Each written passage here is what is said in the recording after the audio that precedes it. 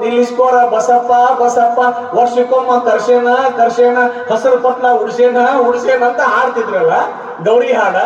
ಎಷ್ಟ್ ಜನ ನಿಮಗ್ ಬರ್ತಾವು, ನೀವು ನಿಮ್ ಮಕ್ಕಳಿಗೆ ಕಲ್ಸಿರಿ. ಒಂದ್ಸಾರಿ ಯೋಚನೆ ಮಾಡು. ಸುಮ್ನೆ ಹಳ್ಳಿ ಬದುಕಂದ್ರೆ ಏನದು?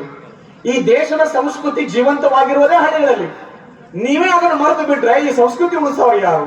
ಅದಕ್ಕೆ ತಾಯಂದ್ರೆ ಒಂದು ಸಾರಿ ಇಂತ ಹಾಡುಗಳನ್ನು ಕಲೀರಿ.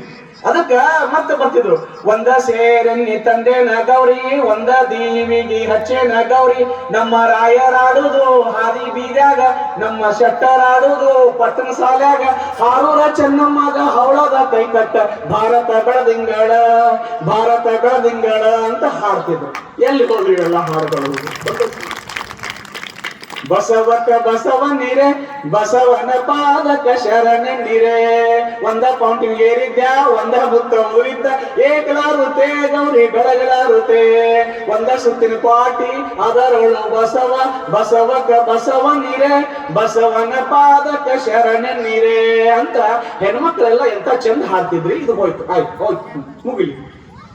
ಈಗ ಲಾಲಿ ಹಾಡು ಎಷ್ಟು ಜನ ಹಾಡ್ತೀರಿ? ಒಂದ್ಸಾರಿ ಕೇಳ್ತೀವಿ. ಲಾಲಿ ಹಾಡು ಹಾಡುವ ಹೊತ್ನ್ಯಾಗ ನಮ್ಮ ಶ್ರೀಮತಿ ಅವರಿದಾರ, ನಮ್ಮ ಮನೆಯವ್ರು, ನಮ್ಮ ಯಜಮಾನಿ ಅವರು, ನನ್ ಸಣ್ಣ ಮಗ ಅಳಾಕತ್ತಿದ್ನಂದ್ರ ನಮ್ಮ ಪರಪ್ಸರಿಗೆ ಗೊತ್ತದ, ಅವ್ರಿಗೆ ಬಹಳ ಕ್ಲೋಸ್ ನಮ್ಮ ಶ್ರೀಮತಿ ಅವರು ಒಂದೇ ಕಾಲೇಜ್ದಾಗ ಓದಿದವ್ರು.